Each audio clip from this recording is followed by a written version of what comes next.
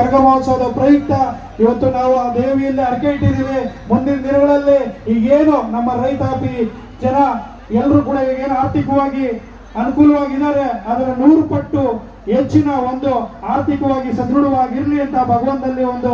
ಕೋರಿಕೆ ಇಟ್ಟಿದ್ದೀವಿ. ಓದ್ತಾ ಇರುವಂತ ವಿದ್ಯಾರ್ಥಿಗಳಿಗೆಲ್ಲ ಒಳ್ಳೆ ಉದ್ಯೋಗ ಅವಕಾಶಗಳು ದೊರಕಲಿ, ಎಲ್ಲರಿಗೂ ಒಳ್ಳೆ ವಿದ್ಯಾಭ್ಯಾಸಗಳು ಕೂಡ ದೊರಕಲಿ ಅಂತ ಈ ಸಂದರ್ಭದಲ್ಲಿ ಹೇಳ್ತಾ ಸಮಸ್ತ ನಮ್ಮ ಶಿಡ್ಲಘಟ್ಟ ವಿಧಾನಸಭಾ ಕ್ಷೇತ್ರದ ಜನತೆಗೆ ಆ ತಾಯಿ ಒಳ್ಳೆಯದನ್ನ ಮಾಡಲಿ, ಆಯುಸ್ಸು ಆರೋಗ್ಯ ಅಷ್ಟೈಶ್ವರ್ಯಗಳನ್ನ ಕೊಟ್ಟು ಕಾಪಾಡಲಿ ಅಂತ ಹೇಳ್ಬಿಟ್ಟು ಒಂದು ಸಂದರ್ಭದಲ್ಲಿ ಹೇಳ್ತಾ ಪ್ರಾರ್ಥನೆ ಮಾಡಿ ಇದೇ ವೇದಿಕೆಯಲ್ಲಿ ಶಿಡ್ಲಘಟ್ಟದ ಸಮಾಜದ ಸೇವಕರು ಕೊಡುಗೆ ದಾನಿಗಳು ಆದಂತಹ ರಾಜೀವ್ ಗೌಡರಿಗೆ ಆ ಜಗನ್ಮಾತೆ ಎಲ್ಲ ವಿಧವಾದ ಶುಭವನ್ನ ಮಂಗಳವನ್ನ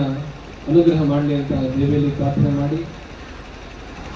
ಏನು ಈ ಒಂದು ಕಾರ್ಯಕ್ರಮ ಒಂದು ಸಣ್ಣದಾದ ಒಂದು ಜಾತ್ರೆನೋ ಅಥವಾ ಒಂದು ಕಾರ್ಯಕ್ರಮ ಅಂತ ನಮಗೆ ಕಾಣಿಸ್ತಾ ಇಲ್ಲ. ಇದು ಯಾವ ಥರ ಒಂದು